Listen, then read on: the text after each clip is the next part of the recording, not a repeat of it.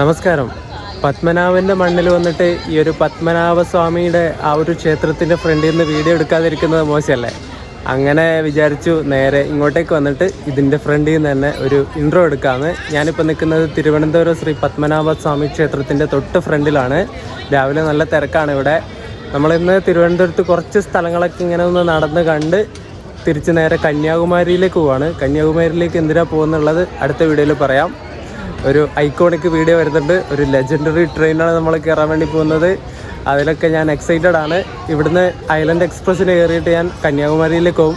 ആ കന്യാകുമാരി എത്തുന്നവരെയുള്ള വീഡിയോ ഇരിക്കുന്നത് നിങ്ങൾ കാണുക. അപ്പോൾ വീഡിയോയിലേക്ക് എല്ലാവർക്കും സ്വാഗതം. ഇന്ത്യയിലെ തന്നെ one of the richest temple അതിൽ ഒന്നായിട്ടുള്ള ശ്രീ പത്മനാഭസ്വാമി ക്ഷേത്രമാണ് നമ്മൾ ഈ കണ്ടുകൊണ്ടിരിക്കുന്നത്. അതിൻ്റെ റെനോവേഷൻ പരിപാടി എന്തോ നടക്കുന്നുണ്ട്. അവിടെ മൊത്തം മുളയും കാര്യങ്ങളൊക്കെ കെട്ടിയിട്ടാണുള്ളത് ഫ്രണ്ടിൽ. നമ്മൾ മധുര മീനാക്ഷി ക്ഷേത്രത്തിൽ പോയപ്പോൾ അവിടെയും ഇതുപോലെ ഇങ്ങനെ മുളകളൊക്കെ കെട്ടിയിട്ട് പ്ലാസ്റ്റിക് ഗ്രീൻ നെറ്റ് കെട്ടിയിട്ടുണ്ടായിരുന്നു. ഇവിടെ നെറ്റ് കെട്ടിയിട്ടൊന്നുമില്ല. എന്തൊക്കെ പണികളൊക്കെ നടക്കുന്നുണ്ട് തോന്നുന്നു. ഇവിടുത്തെ ദർശന സമയമാണ് അവിടെ ഫ്രണ്ടിൽ ഇങ്ങനെ കൊടുത്തിട്ടുള്ളത്. ഈവനിങ് 4:30 തൊട്ട് 6:15 വരെ, 6:45 തൊട്ട് 7:20 വരെ. പിന്നെ രാവിലത്തെ ടൈം നോക്കുകയാണെങ്കിൽ രാവിലെ 3:30 തൊട്ട് 4:45 വരെ, പിന്നെ 10:30 തൊട്ട് 10:30 തൊട്ട് പിന്നെ വൈകുന്നേരം വരെ ഉണ്ടെന്ന് തോന്നുന്നു. ടൈം കൊടുത്തിട്ടില്ല. ഇവിടെ ദർശനം നടത്താൻ പോകുമ്പോൾ ക്ഷേത്രത്തിനുള്ളിലേക്ക് ഈ കാണുന്ന സാധനങ്ങളൊന്നും കയറ്റാൻ വേണ്ടി പറ്റൂല കേട്ടോ. പെൻഡ്രൈവ്, സ്മാർട്ട് വാച്ച്, ക്യാമറ, വണ്ടിയുടെ താക്കോല്, മൊബൈൽ ഫോൺ, അങ്ങനെയുള്ള കുറച്ച് സാധനങ്ങളൊക്കെ ഉണ്ട്. രാവിലെ ദർശനത്തിന് വരുന്ന കുറേ ആൾക്കാർ ഇവിടെ കാണാവേ. എല്ലാവരും മുണ്ടും സെറ്റ് സാരിയൊക്കെ കൊടുത്തിട്ടാണ് വരുന്നത് തൊഴാൻ വേണ്ടിയിട്ട്. പാൻറ് ഇട്ടിട്ട് ഇതിനുള്ളിലോട്ട് കയറ്റുമോയെന്ന് അറിയില്ല കേട്ടോ. എനിക്ക് പാൻറ് ഇട്ടിട്ട് അങ്ങനെ ആൾക്കാരൊന്നും കാണുന്നില്ല ഇവിടെ. കയറ്റുമായിരിക്കും അല്ലേ? അങ്ങനെ എഴുതി വെച്ചിട്ടൊന്നും കാണുന്നില്ല. എന്തായാലും രാവിലെ സമയത്ത് ഇവിടെ വന്നിട്ട് ഇങ്ങനെ നിൽക്കാൻ നല്ല രസമാണ്. ഈ പത്മനാഭസ്വാമി ക്ഷേത്രത്തിൻ്റെ തൊട്ട് ഫ്രണ്ടിലുള്ള കടയാണിത്. ഇതുണ്ട് ഇവിടെ അനന്തശയനം കിടക്കുന്നത്. കുറേ വെറൈറ്റി ഫോട്ടോ ഫ്രെയിമായിട്ടുണ്ട്. പിന്നെ നമ്മുടെ അതിനൊക്കെ എന്താ പറയുക, സാധാരണ ഒരു പ്രതിമ പോലെ കറുപ്പിലുണ്ട്, സ്വർണ്ണ കളറിലൊക്കെ ഉണ്ട്. എന്ത് രസമല്ലേ കാണാൻ.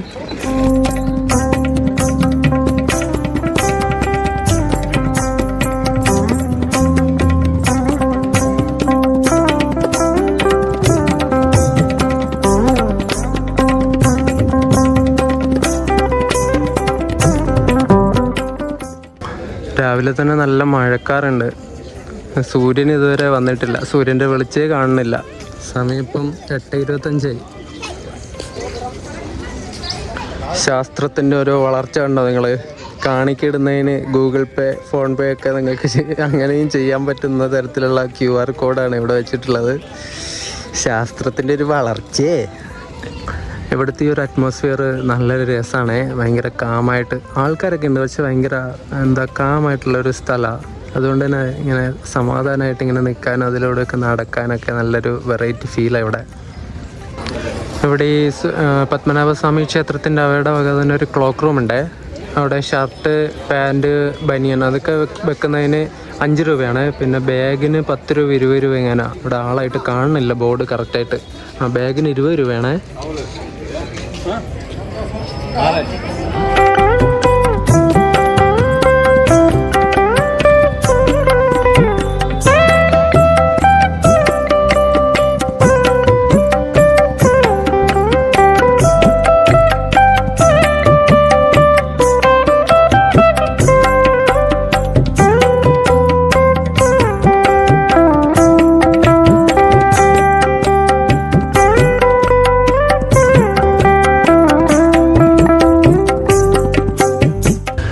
ഞാനിവിടെ ഇത്രയും നേരം നിന്നിട്ടും മലയാളികളെക്കാളും കൂടുതൽ ഇവിടെ വരുന്നത് ഹിന്ദിക്കാരും തമിഴന്മാരൊക്കെയാണ്.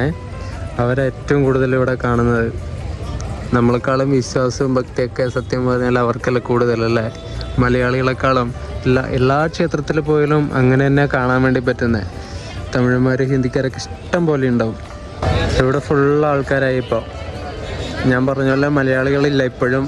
എല്ലാവരും കന്നഡക്കാരൊക്കെ ഇപ്പോൾ വരുന്നുണ്ട്. കന്നഡക്കാർ, ഹിന്ദിക്കാർ, തമിഴന്മാർ, ഇവരേ ഉള്ളൂ ഇവിടെ കൂടുതലും.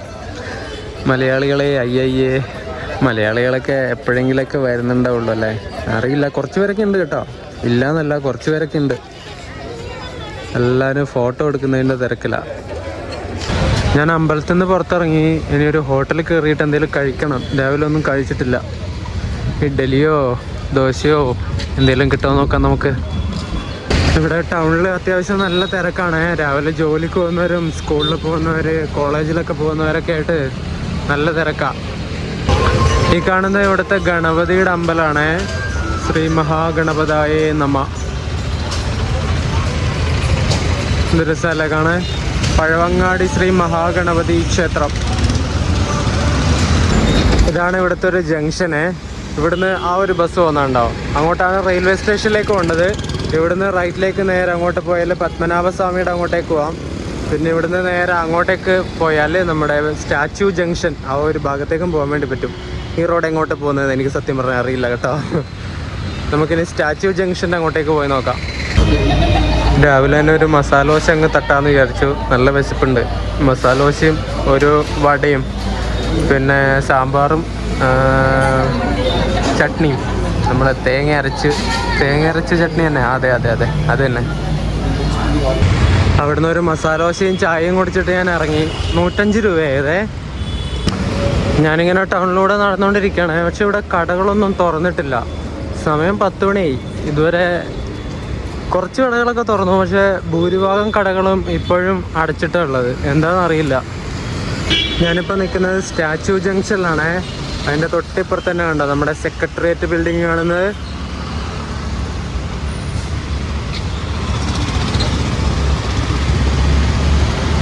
ഇവിടെ തന്നെ ബസ് സ്റ്റോപ്പും കാര്യങ്ങളൊക്കെ ഉണ്ട്.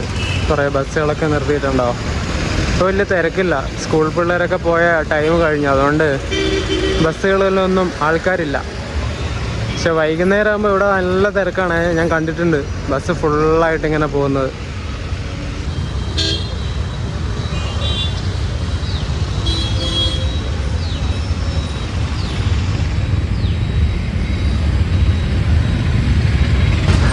ആ കാണുന്ന സ്റ്റാച്ചു വേലുത്തമ്പി ദളവയുടെ സ്റ്റാച്ചു ആണ് കേട്ടോ. എന്താ ലുക്കല്ലേ കാണാൻ വേണ്ടിയിട്ട്, നൈസാണ്. ഇവിടെ സെക്രട്ടേറിയറ്റിൻ്റെ ഫ്രണ്ടിൽ എന്തോ സമരമൊക്കെ നടക്കുന്നുണ്ട്. കുറേ വയസ്സായവർ വാർദ്ധക്യ പെൻഷൻ്റെ നയം നടപ്പിലാക്കുക അങ്ങനെ എന്തൊക്കെയോ പറഞ്ഞിട്ട് അവിടെ പ്ലക്കാർഡൊക്കെ വെച്ചിട്ടുണ്ട്. എന്നിട്ട് അത് കവർ ചെയ്യാനാണെന്ന് തോന്നുന്നു. കുറേ റിപ്പോർട്ട് ചാനലിൻ്റെ വണ്ടികളൊക്കെ കണ്ട്. ഇത് മാതൃഭൂമിയുടെ വണ്ടിയാണേ. ഫോട്ടോ എടുക്കാനും വീഡിയോ എടുക്കാനൊക്കെ ആയിട്ട്. ന്യൂസല്ലേ, കണ്ടന്റ് കിട്ടുന്നൊന്നും വെറുതെ കളിയില്ലല്ലോ ആൾക്കാർ. ഞാൻ നേരെ നിയമസഭാ മന്ദിരത്തിലേക്കുള്ള റോഡിലൂടെ നടക്കുകയാണേ. അപ്പം ഈ ഒരു സൈഡിലൊരു പള്ളി ഉണ്ട്. എന്ത് ലുക്കാ നോക്ക്. ഇപ്പോൾ പുതിയ പെയിൻ്റൊക്കെ അടിച്ച് നല്ല അടിപൊളിയാക്കി എടുത്തിട്ടുള്ള പള്ളിയാണേ.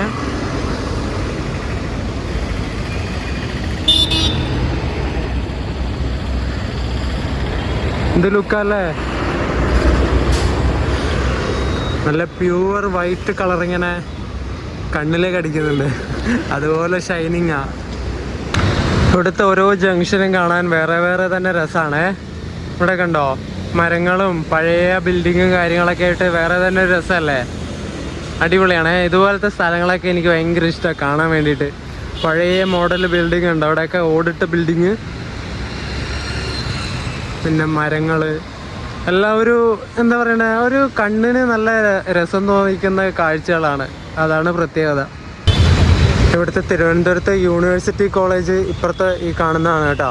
അങ്ങോട്ടുള്ള എൻട്രൻസാണ്. കുറേ പിള്ളേരൊക്കെ പോകുന്നുണ്ട് അങ്ങോട്ടേക്ക് ഇപ്പം പോകാൻ വയ്യ. ഇതിനുള്ളിലേക്കാണ്. അങ്ങനെ നടന്ന് അടുത്ത ജംഗ്ഷനിലെത്തി. തൊട്ടിപ്പുറത്താണ് ചന്ദ്രശേഖരൻ നായർ സ്റ്റേഡിയം വരുന്നത്. ആ കാണുന്നതൊക്കെ സ്റ്റേഡിയത്തിൻ്റെ ഭാഗമാണ്. പിന്നെ തൊട്ടിപ്പുറത്ത് വേറൊരു പള്ളി കൂടി ഉണ്ട്. സെൻറ്റ് ജോസഫ് റോമൻ കത്തോലിക്ക് ചർച്ചാണത്. ഇതൊക്കെ ഞാൻ ഗൂഗിൾ മാപ്പിൽ നോക്കിയിട്ട് പറയുന്നതാണ്. അത് നൈസ് പള്ളിയാണേ.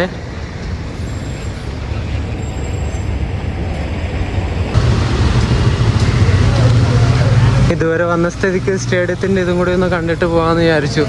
നമുക്ക് എന്തായാലും നോക്കാം. ഞാൻ എന്തായാലും അങ്ങ് പോകണില്ല, ഇവിടുന്ന് കാണിച്ചു തരാവേ. ഞാൻ കുറേ വർഷങ്ങൾക്ക് മുമ്പ് ഇവിടെ വന്നിട്ടുണ്ട്. അന്ന് എൻ്റെ ഫ്രണ്ട് കൂടി ഉണ്ടായിരുന്നു. നമ്മളെന്തോ ആവശ്യത്തിന് ഇവിടെ തിരുവനന്തപുരം വന്നപ്പോൾ സ്റ്റേഡിയമൊക്കെ കണ്ട് അങ്ങ് അവിടെ പോയിട്ട് ഇരുന്ന് കുറേ വർത്താനൊക്കെ പറഞ്ഞിട്ടാണ് തിരിച്ചു പോയത്. ചന്ദ്രശേഖരൻ നായർ സ്റ്റേഡിയം. ഇവിടെ ഇപ്പോൾ കലോത്സവത്തിൻ്റെ എന്തോ പരിപാടി, അങ്ങനെ എന്തോ ട്രെയിനിങ്ങോ അങ്ങനെ എന്തോ പരിപാടി നടക്കുന്നുണ്ട്. കുറേ പിള്ളേർ ഇവിടെ വന്ന് നിൽക്കുന്നുണ്ട്. അവിടെ മറ്റേ മൈതാന പുല്ല് ക്ലീൻ ആക്കുമെന്ന് തോന്നുന്നു. സ്റ്റേഡിയത്തിലേക്ക് പോകുന്ന വഴിയുടെ തൊട്ടപ്പുറത്തായിട്ട് തന്നെ ഒരു പള്ളിയും കൂടി ഉണ്ട് കേട്ടോ, മുസ്ലിം പള്ളി. ആരാധനാലയങ്ങൾ കാണാൻ വേറെ തന്നെ ഒരു ലുക്കല്ലേ. അതിപ്പോൾ അമ്പലമായാലും പള്ളിയായാലും ചർച്ചായാലും. പള്ളി എന്നല്ല ഞാൻ പറഞ്ഞിട്ട് പോയില്ലേ, മോസ്ക് ആൻഡ് ചർച്ച് അങ്ങനെ പറയണം അല്ലേ. ഓക്കെ തെറ്റ് ഞാൻ തിരുത്തിയിരിക്കുന്നു. കല്യാൺ സിൽക്സ് ആടി സെയിൽ തുടങ്ങി, ഇപ്പം വാങ്ങി ഇരട്ടി വാങ്ങാം. ആ ഡയലോഗ് ഓർത്തിട്ട് ഈ ഒരു എന്താ ഇത് കല്യാൺ സിൽക്സിന് കാണുമ്പോൾ ശരിക്കും കോമഡി ചിരി വരും. ഇപ്പം വാങ്ങിയ ഇരട്ടി വാങ്ങാം എന്താ അല്ലേ. അങ്ങനെ നമ്മൾ കേരള ലെജിസ്ലേറ്റീവ് അസംബ്ലി അല്ലെങ്കിൽ കേരള നിയമസഭാ മന്ദിരത്തിൻ്റെ തൊട്ട് ഫ്രണ്ടിൽ എത്തിയിരിക്കുകയാണ്. ഈ കാണുന്നതാണ് നിയമസഭാ മന്ദിരം.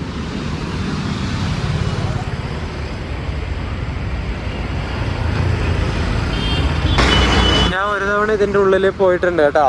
അതിനുള്ളിലേക്ക് കയറ്റി വിടും, പക്ഷേ നമ്മുടെ ബാഗ് മൊബൈൽ ഫോണും കാര്യങ്ങളൊക്കെ ചെറിയൊരു ക്ലോക്ക് റൂം പോലത്തെ ഒരു സംഗതി ഉണ്ട്. ആ ഒരു സൈഡിലൂടെ എങ്ങാനുമാണ്. എന്നിട്ട് അവിടെ വെച്ചിട്ട് നമ്മൾ ഉള്ളിലേക്ക് കൊണ്ടുപോകും. അങ്ങനെയാണ് പരിപാടി.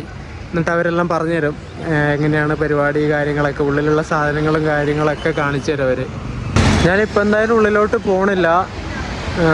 ഉള്ളിലേക്ക് പോയിട്ടും കാര്യമൊന്നുമില്ല, ഒന്നും ഫോണിൽ കാണിച്ചു തരാൻ വേണ്ടി പറ്റില്ല. ഇവിടെ എന്തൊക്കെ പരിപാടികളൊക്കെ നടക്കുന്നുണ്ട്. മരത്തിൻ്റെ ചില്ലകളൊക്കെ മുറിച്ചിട്ട് മരക്കൊമ്പുകളൊക്കെ മുറിച്ച് താഴെ ഇറക്കുക. എന്തായാലും നല്ല രസമല്ലേ കാണാൻ വേണ്ടിയിട്ട്. ഇവിടെയൊക്കെ നല്ല നീറ്റാണ്, നല്ല ക്ലീനാണ്. എല്ലാവരും ഇവിടെ ക്ലീൻ ആക്കിക്കൊണ്ടിരിക്കുന്നുണ്ട് അപ്പുറത്തെ സൈഡൊക്കെ. ആ ഒരു മന്ദിരത്തിൻ്റെ ഗേറ്റിൻ്റെ അവിടെ 2 പോലീസ് ഉദ്യോഗസ്ഥരുണ്ടായിരുന്നേ. ഞാൻ ചോദിച്ചു ഫോട്ടോ എടുക്കുന്നതിന് കുഴപ്പമുണ്ടോ എന്ന് ചോദിച്ചു. ഒരു കുഴപ്പമില്ലടാ നീ എടുത്തോ എന്നൊക്കെ പറഞ്ഞു. ഭയങ്കര ഫ്രണ്ട്ലി ആയിട്ടുള്ള 2 പോലീസുകാരായിരുന്നേ. അത് ഭയങ്കര ഇഷ്ടപ്പെട്ടു. ഇനി നമുക്ക് എന്തായാലും തിരിച്ച് റെയിൽവേ സ്റ്റേഷനിലേക്ക് തന്നെ നടക്കാം. ഇവിടുന്ന് കുറച്ച് നടക്കാനുണ്ട്, 2-3 കിലോമീറ്ററിൻ്റെ അടുത്ത് ഉണ്ടാവുമായിരിക്കും. കുഴപ്പമില്ല, രാവിലെ കുറച്ച് നടക്കുന്ന ഒരു രസമല്ലേ. നടന്ന് കണ്ടാലേ ഒരു രസമുള്ളൂ. ഓട്ടോക്കൊക്കെ പോയാൽ ഇവർ ഒരുമാതിരി തട്ടിപ്പാണ് ഇവിടുത്തെ ഓട്ടോറിക്ഷക്കാർ പൊതുവെ. ചെറിയ ദൂരത്തിന് ഒരുപാട് പൈസ മേടിക്കുന്ന ടീംസാണ് മൊത്തം. അങ്ങനെ അനുഭവമുണ്ട്, അതുകൊണ്ട് ഞാൻ പറഞ്ഞത്.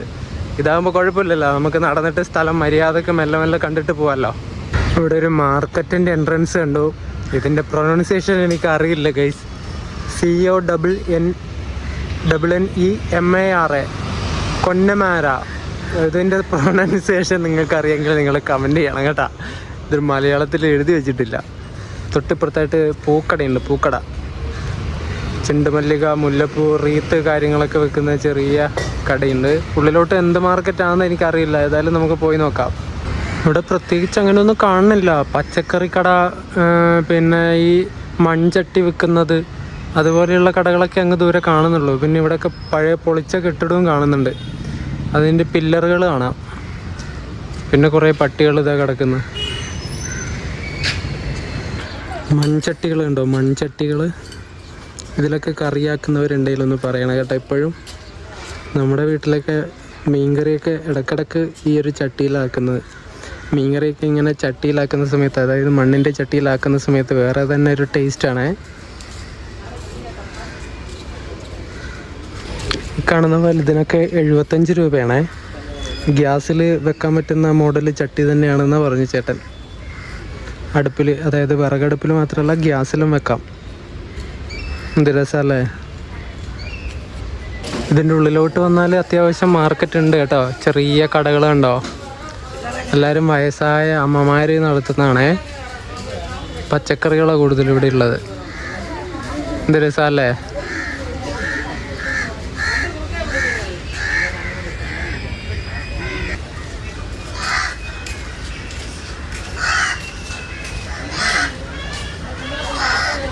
ചീര, കപ്പ, വെണ്ടക്ക, മുളക്, തക്കാളി, അങ്ങനെ കുറച്ച് സാധനങ്ങളൊക്കെ ഉള്ളൂ. ഇതുപോലെ കുറേ കടകളുണ്ട് ഇവിടെ. അവിടെ കച്ചവടം ചെയ്യുന്നൊരു അമ്മയോട് ഞാൻ ചോദിച്ചു ഈ മാർക്കറ്റിൻ്റെ പേരെന്താന്ന്. പാളയം കണ്ണിമാര മാർക്കറ്റ് എന്നാണ് അവർ പറഞ്ഞത്. ഞാൻ നേരത്തെ എന്താ പറഞ്ഞത് എനിക്ക് പോലും ഓർമ്മയില്ല. ഇംഗ്ലീഷിലാകുമ്പോൾ പ്രൊനൗൺസിയേഷൻ കറക്റ്റ് ആവണമെന്നില്ല. അത് അറിയാത്ത സ്ഥലത്തൊക്കെ ആണെങ്കിൽ പിന്നെ പറയേ വേണ്ടി വരില്ല. ഏതായാലും ഇപ്പോൾ കിട്ടിയില്ലേ, സന്തോഷം. കൺട്രോളർ ആൻഡ് ഓഡിറ്റർ ജനറലിൻ്റെ ഓഫീസാണ് കാണുന്നത്.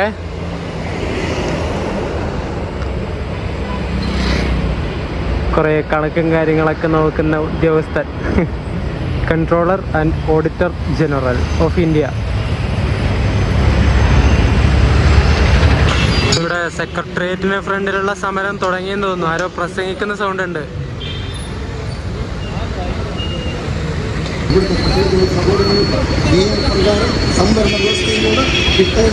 രാജീവ് ചന്ദ്രശേഖർ ആട്ടോ പ്രസംഗിച്ചോണ്ടിരിക്കുന്ന. BJPയുടെ എന്താന്നൊന്നും എനിക്കറിയില്ല. അവരാ പ്രസംഗിച്ചോണ്ടിരിക്കുന്ന. മറ്റേ പിൻവാതിൽ നിയമനമൊക്കെ പറയുന്നുണ്ട്. ആരോട് പറയാനല്ലേ ഇതൊക്കെ. നിങ്ങൾ കുറേ റീലിലൊക്കെ കണ്ടിട്ടുള്ളതായിരിക്കും അല്ലേ ഇത്. തിരുവനന്തപുരത്ത് നമ്മുടെ സ്റ്റാച്യു ജംഗ്ഷനിൽ കുറേ കാറുകൾ വിൽക്കുന്നത്, കുഞ്ഞ് കാറുകൾ. ഈ കാർ കളക്ഷനൊക്കെ ആക്കി വെക്കുന്നവർക്ക് പറ്റിയൊരു സ്ഥലമാണ്.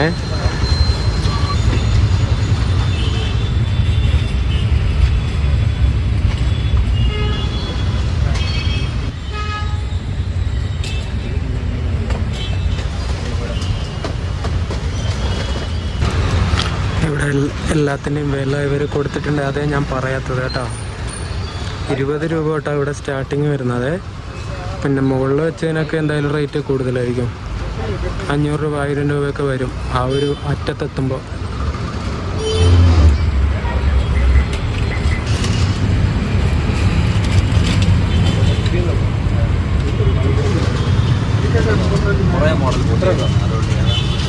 അവിടെ കണ്ട കാറുകളൊക്കെ വലിയ എന്താ പറയണ്ടേ, ക്വാളിറ്റി കുറവാണ്. ഓവർ പ്രൈസ്ഡാണ് കാറുകളൊക്കെ. 20 രൂപയുടെ കാർ എന്നൊക്കെ പറഞ്ഞാൽ ഒന്നുമില്ല. അതിനൊക്കെ ഒരു 5 രൂപ ഉണ്ടാവുള്ളൂ ആ കാറിനൊക്കെ. ഞാൻ കഴിഞ്ഞ തവണ തിരൂര് ഫ്രൈഡേ മാർക്കറ്റിൽ പോയപ്പോൾ ഒരു താറ് മേടിച്ചില്ലേ, അതിൻ്റെയൊക്കെ ക്വാളിറ്റി ഉള്ളൂ അവിടെ കിടക്കുന്ന ആ ഒരു പിന്നെ ലംബോർഗിനി ആ ഒരു വണ്ടിക്കൊക്കെ. അതിനൊക്കെ 200-250 രൂപ അവർ പറയുന്നത്. എന്താ അല്ലേ, സെയിം ക്വാളിറ്റി സാധനം ഡബിള് വില. ഞാൻ മേടിച്ചില്ല. അത് കണ്ടപ്പോഴേ എനിക്ക് തോന്നി, അവയുടെ വില പറഞ്ഞപ്പോഴേ എനിക്ക് തോന്നി എല്ലാം ഓവർ പ്രൈസ്ഡ് ആണെന്ന്. ഞാൻ തിരിച്ച് റെയിൽവേ സ്റ്റേഷനിലേക്ക് തന്നെ നടക്കുകയാണേ. ഏതോ ഒരു ഊടുവഴിയിലേക്കൂടെയൊക്കെ നടക്കണേ. ഗൂഗിൾ മാപ്പിൽ പെട്ടെന്ന് എത്തുന്ന വഴി അടിച്ചു കൊടുത്തതാണ്. ഇതിലൂടെയൊക്കെ കാണിക്കണേ. ഏതായാലും പോയി നോക്കാം. അങ്ങനെ നമ്മൾ റെയിൽവേ സ്റ്റേഷൻ്റെ ഫ്രണ്ടിലേക്ക് തന്നെ എത്തിയിരിക്കുകയാണേ. ഇനിയിപ്പോൾ കന്യാകുമാരിയിലേക്ക് പോകാൻ ഏത് ട്രെയിൻ ആദ്യം വരുന്നതെന്ന് പറയാൻ പറ്റില്ല. ഒരു മെമു പോകുന്നുണ്ട്. പിന്നെ നമ്മുടെ ഐലൻഡ് എക്സ്പ്രസ് ഇതുവരെ പോയിട്ടില്ല. ആ വണ്ടി 2 മണിക്കൂറിൻ്റെ അടുത്ത് ലേറ്റാണ്. 1:30 ആവുന്ന സമയത്ത് ഇവിടെ തിരുവനന്തപുരം സെൻട്രലിൽ എത്തുമെന്നാണ് കാണിക്കണേ. അതിന് മുന്നേ ഒരു മെമു പോകാനുണ്ട് കന്യാകുമാരിയിലേക്ക്. ഏതിനെ പോകണം എന്നുള്ള കൺഫ്യൂഷനാണ്. ഇനി മെമുവിന് പോയി കഴിഞ്ഞാൽ വേണമെങ്കിൽ ഐലൻഡ് മെമുവിനെ ഓവർടേക്ക് അടിച്ചിട്ട് ഫസ്റ്റ് കന്യാകുമാരി എത്തും. നോക്കാം അല്ലേ. ഏതായാലും അപ്പുറത്തേക്ക് പോയിട്ട് നോക്കാം. നമുക്ക് പോകേണ്ട വണ്ടി വരുന്നുണ്ട്. ഐലൻഡ് ഇതുവരെ എത്തിയിട്ടില്ല. ഐലൻഡ് ഈ മെമുവിൻ്റെ പുറകിലാണ് ഉള്ളത്. ഈ മെമു കൊല്ലത്തുനിന്ന് കന്യാകുമാരിയിലേക്ക് വന്നതാണ്. അതിപ്പോൾ ഇവിടെ എത്തും. ഇതിന് കയറിയിട്ട് പോവാം, അല്ലാതെ വേറെ വഴിയില്ല. ഐലൻഡിനെ കാത്ത് നിന്നാൽ ലേറ്റ് ആകും. എപ്പോൾ എത്തുമെന്ന് പറയാൻ പറ്റില്ല. അതാ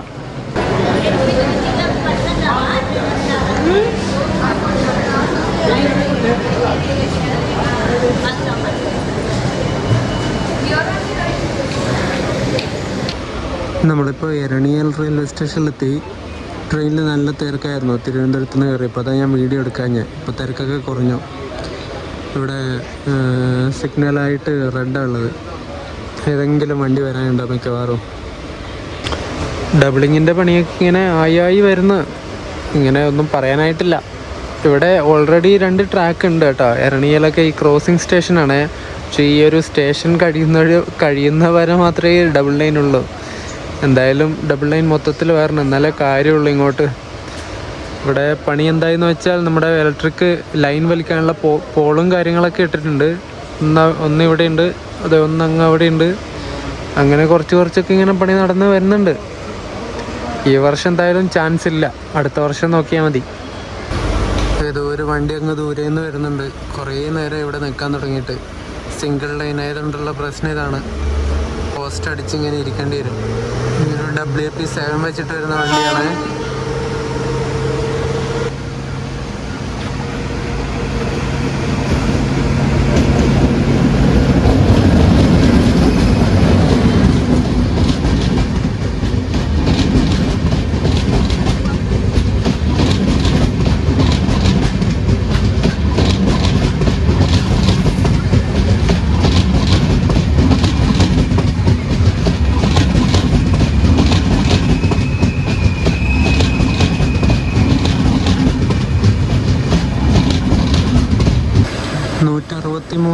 46 നാഗർകോവിലിൽ നിന്ന് ഗാന്ധിധാമിലേക്ക് വന്ന എക്സ്പ്രസ് ആണിത്.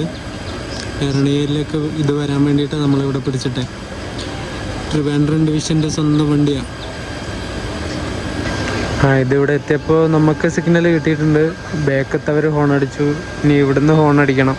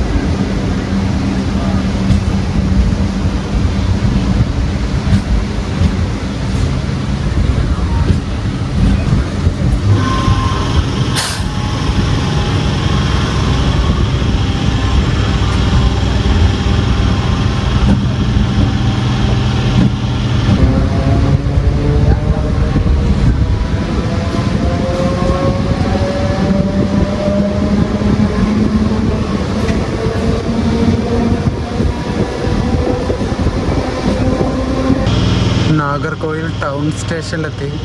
അവിടെ നിന്ന് കാണുന്ന കാഴ്ച കണ്ടോ നിങ്ങൾ? എൻ്റെ പൊന്നെ, ആകാശമൊക്കെ മേഘങ്ങളിങ്ങനെ താഴേക്ക് ഇറങ്ങി നിൽക്കുന്നുണ്ടോ?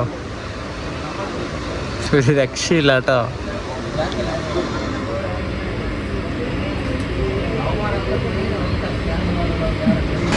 നമ്മളങ്ങനെ നാഗർകോവിൽ ജംഗ്ഷനിലെത്തി. ഇപ്പുറം കിടക്കുന്ന വണ്ടി നാഗർകോവിൽ ജംഗ്ഷനിൽ നിന്ന് താമ്പരത്തേക്ക് വന്ന നമ്മുടെ അന്ത്യോദയ സൂപ്പർ ഫാസ്റ്റ് ആണ്. അത് ഇവിടുന്ന് 3:50 എടുക്കുന്ന വണ്ടിയാണ്. ഇപ്പോൾ എടുക്കുമായിരിക്കും. നമ്മളിവിടെ എത്തിയത് ഏകദേശം 55 മിനിറ്റ് ലേറ്റ് ആയിട്ടാണ്. 2:50 ഇവിടെ നാഗർകോവിൽ ജംഗ്ഷനിൽ കയറുന്ന നമ്മൾ 3:45 ആയപ്പോഴേ കയറിയത്. എന്നിട്ട് ഇവിടുന്ന് ഇപ്പോൾ ഡിപ്പാട്ടായി. ഇനി നേരെ കന്യാകുമാരി.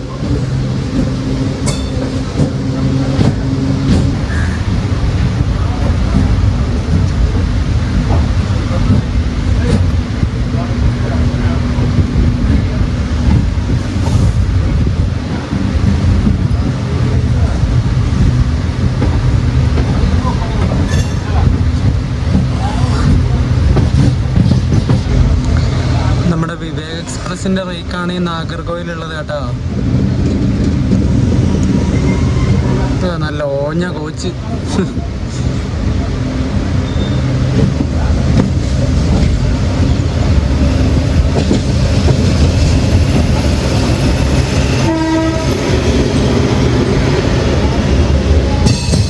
റോയപുരത്തിൻ്റെ ഒരു P7 അതിനുള്ളത്. അതിന് കന്യാകുമാരിയിലേക്ക് കൊണ്ടുവരും. നമ്മുടെ വിവേകിൻ്റെ മെയിൻ്റനൻസും പരിപാടികളൊക്കെ സെക്കൻഡറി മെയിൻ്റനൻസ് നടക്കുന്നത് ഇവിടെ നാഗർകോവിൽ വെച്ചിട്ടാണ്.